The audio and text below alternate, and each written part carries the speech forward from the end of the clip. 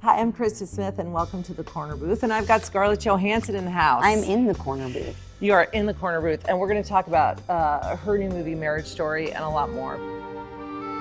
All the problems were there in the beginning, too. I got smaller. Who the fuck is us? I think about being married to you and that woman is a stranger to me. I was honest with myself. It was like a small part of me felt dead. So I'm very vested in your career and your choices, and I see everything that you're in. And I feel like this is the greatest role you've had yet to date. When I actually committed to the film, it was a couple months after Noah and I first started talking about this project, and he said, he kind of gauged my interest, and he said, okay, you're interested, I'm going to keep going, and he was writing. And writing kind of with me in mind, and with Adam in mind, and Laura in mind. He said to me, okay, I'm contacting you again. I have something for you to look at. I wrote like a 7-page scene for you. And it was a moment where my character first meets Laura's character, and I'm basically just presenting myself and telling her who I am, how I got there.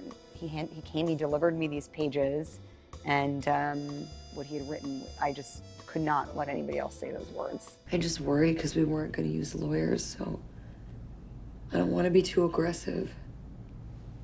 I want to stay friends.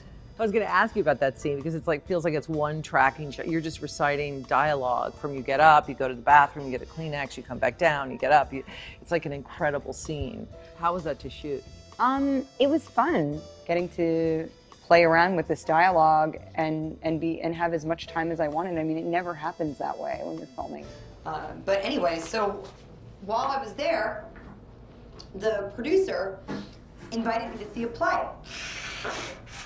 Took place in someone's apartment with all the lights on. It was like nothing I'd ever seen before. It's a work to get to a place where you feel confident enough that you can get it in a few takes, and it's just so different than the process of doing theater. But this actually felt much more like the process of doing theater, in the fact that I had, seemingly endless time to play around with it and have as many opportunities to get it wrong as I wanted. Well, you had so many louder scenes, for lack of a better word, but the quiet scenes, you just broke my heart. I think what I was so attracted to and what I could relate to in this was actually what remains between the characters, which is just a lot of love. And it actually felt very much like a love story to me, which of course is heartbreaking, but also so much more poignant than just than a film about two people that,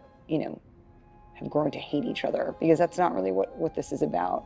I love your voice, and you're a singer anyway, but what was it like when you read that in the script that you're going to do that song from Company?